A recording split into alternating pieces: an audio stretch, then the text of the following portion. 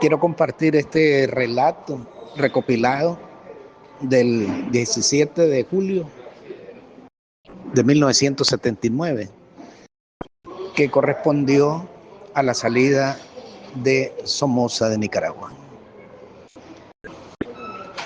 En la madrugada de este día,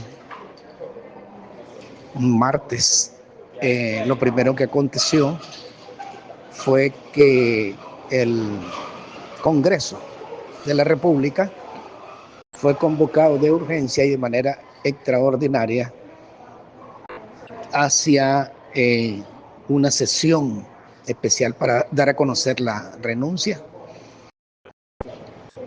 y la sustitución de la presidencia de la República.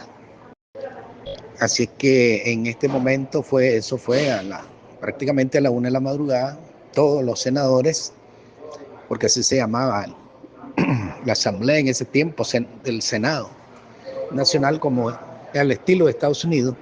Entonces fueron convocados, todos estaban recluidos por Somoza en el Hotel Intercontinental Managua y a la orilla del búnker. Y se reunieron, presentaron la renuncia, José Palek, su primo, y como ya estaba designado Urcullo, entonces Francisco Urcullo Maleaño, entonces lo invistieron, pues, y le pusieron la banda presidencial de Somoza. Mientras Somoza se estaba preparando en el búnker para salir. Era parte de todo un proceso, un acuerdo que hubo para la salida de Somoza. Entonces, mientras eso sucedía ahí en el hotel, allá en el búnker, Somoza prácticamente no durmió esa noche y esa madrugada, afinando su salida. Y salió de su habitación, en su oficina en el búnker, se despidió de los empleados que tenía ahí, que eran las que servían y los choferes, y montaron 8 maletas negras donde llevaba una cierta cantidad de dinero en físico, dólares, y esas 8 maletas fueron transportadas hacia la parte de la altura del búnker, donde ahí fue llamado el helicóptero presidencial, un Circunque S-17T, que lo piloteaba el capitán Abel Toledo, que era el piloto presidencial. Subieron 8 personas porque la plaza de ese helicóptero presidencial solamente es de 8, entre los cuales estaba su asistente, el general Adonis Porras, y otros, pues, como general Jenny, la ministra de Educación, esposa de Porras, María Elena, y los otros, pues. Y se enrumbaron hacia el aeropuerto internacional Las Mercedes, a 11 kilómetros de distancia. Al llegar allá, ya se había organizado una caravana de todo el Estado Mayor de la Guardia y otras personalidades allegadas, que también era parte de los acuerdos de que tenían que irse personas específicas que no podían quedar en Nicaragua. Llegó allá, había todo como un caos, ¿no? Porque esta gente no sabía qué es lo que estaba pasando prácticamente, porque Somoza se guardó para sí mismo todo lo que se había acordado, y él, nadie sabía. Todo el mundo fue movilizado y dijeron, van de viaje. Entonces había toda una situación, ¿verdad?, ahí de desorden un poco, ¿no? 5 aviones estaban preparados, incluyendo el jet líder, que era el Nicaragua, que así se llamaba el el jet presidencial, también un jet de 8 plazas, también especial. Ahí esperaron al Chiwin, que era su hijo mayor, jefe de la EBI, y llegó un poquito atrasado, porque estaba finiquitando en la EBI, en la aviónica le llamaban a su oficina, la salida y las últimas indicaciones para... Entonces, al llegar, pues se montaron, se fueron casi a las 4:45 al despuntar el alba, los 5 aviones directo a la base de Homestead en Miami, un vuelo aproximado de 2 horas y 10 minutos. Mientras aquí, pues, todo el mundo quedó en shock, digamos, porque no se sabía ciencia cierta qué es lo que estaba aconteciendo. Nadie sabía, pues la guardia.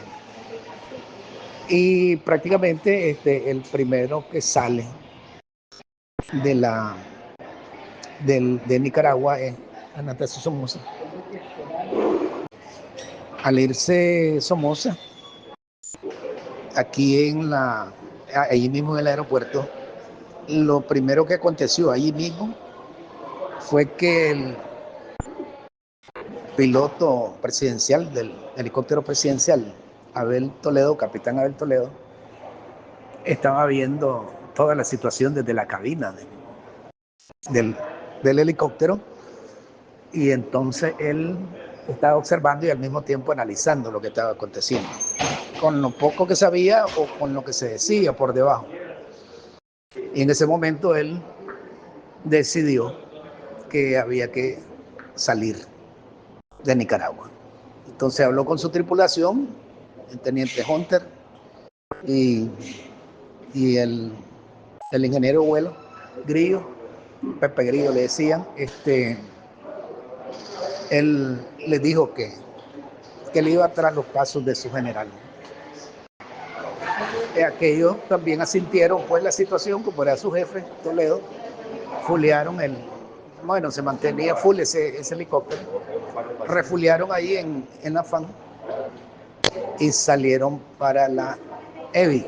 Ahí en la EBI había un helipuerto y ellos dijeron, bueno, vamos a ir a ver allá a quién podemos llevar. Es un helicóptero de 8 plazas.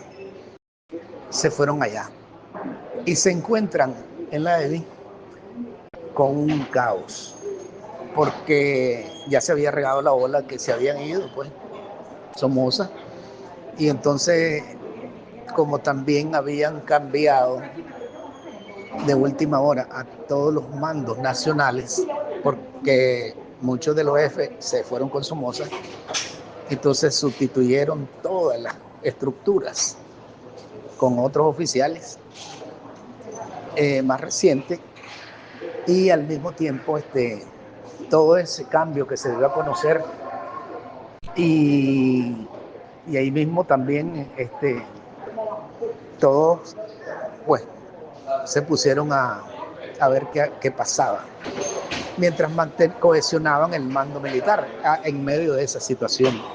Entonces se encuentran ahí como en un mercado persa, todo el mundo corría para allá, había familiares, mujeres, niños de los oficiales y de los soldados, y dentro de la base todo el mundo corría. Entonces Abel les dijo a su tripulación que con cuidado había que actuar, ¿verdad?, para evitar que los detectaran para cumplir la misión que ellos se habían propuesto. En medio de ese caos comenzaron a hablar con muchas personas que querían que los llevaran al aeropuerto porque querían salir del país de cualquier manera. Y entonces captaron a sus más allegados amigos. Y en eso estaban. Y fulearon el helicóptero con 36 personas, de una capacidad de 8, 36, imagínense. Y cuando ya estaban dispuestos a salir, llegó el propio director de la Guardia Nacional que lo acababan de investir, que era una responsabilidad que tenía Somoza, y se la delegaron a él, el general Mejía González, Federico. Y llegó con la orden del presidente Urcullo a que fuera de inmediato a Honduras a pedir asistencia militar para seguir la guerra. Ese era lo que se estaban ellos ideando, ¿no? Para seguir la guerra y pedir ayuda, armas, municiones, si es posible, hombres de Honduras. Entonces él va al propio cuadrilátero del helipuerto. Llegó el general Mejía a decirle que lo llevara a Honduras de inmediato. Una orden presidencial, pero ya el helicóptero estaba encendido, ya con toda la gente full, y el capitán le dijo, bueno, solo voy a llevar a esta gente al aeropuerto, si le permitía, pues, que iban para el aeropuerto. Eran familiares. Entonces Mejía accedió. Y ahí se da, en ese momento, le dijo que no dilatara, que regresara inmediato. Ahí se dio lo que se llama el secuestro del helicóptero presidencial. Entonces Toledo se elevó, se fue directo hacia el norte, que es el lago Solotlán, y empezó a subir a altura. Pasó por un lugar ya después del lago, hay una cordillera que se llama Huisicí, que es una estribación que todos miramos desde Managua hacia el norte después del lago, que significa sobre aguas. Se fue elevando, apagó los instrumentos de pilotaje para no ser rastreado fácilmente y se fue guiando sobre la única guía que llevaba. Se iban sin instrumentos, era la carretera norte, que esa va a dar hasta el Espino. Entonces fueron volando y aquello era tremendo, ¿no? El helicóptero lleno de combustible, sobrepasado de peso, cantidad de gente, iban niños llorando, mujeres, y había una tensión total. La gente que iba también iba armada, pues, entonces era más el peso. La cuestión es que cuando Mejía mira que el helicóptero no llega de donde supuestamente iba al aeropuerto, entonces trata de llamar al helicóptero, pero el helicóptero no le responde. Ya, y entonces inquieto llama a la FAN y dice, ¿qué pasó con Toledo? Y le dicen, no tenemos señal de él. Entonces hay que rastrear, hay que saber qué pasó. Entonces, en ese ínterin, cuando ya habían avanzado sobre la parte de Matagalpa, pasando por Sébaco, y luego la Trinidad, encima de la Trinidad, y Estelí, que ya estaba tomada el día anterior, y entraban a Madrid, departamento de Madrid, sobrevolaron Somoto, donde el capitán le dijo lo más cerca que volvieran a ver ahí abajo, porque la esposa del capitán era de Somoto, una profesora. Y le dijo, miren Somoto, porque es lo último que van a ver de Nicaragua, les dijo. Ya buscando la frontera, cuando el jefe director Mejía dijo de que había sido secuestrado, se dan cuenta pues que era secuestro y mandan a derribarlo. Entonces la FAN salió en busca del helicóptero con jet T-33 a propulsión a chorro, como se decía. Pero ya a esa altura, Toledo ya está, ellos estaban escuchando las transmisiones de la FAN y lo llamaban helicóptero presidencial, responda.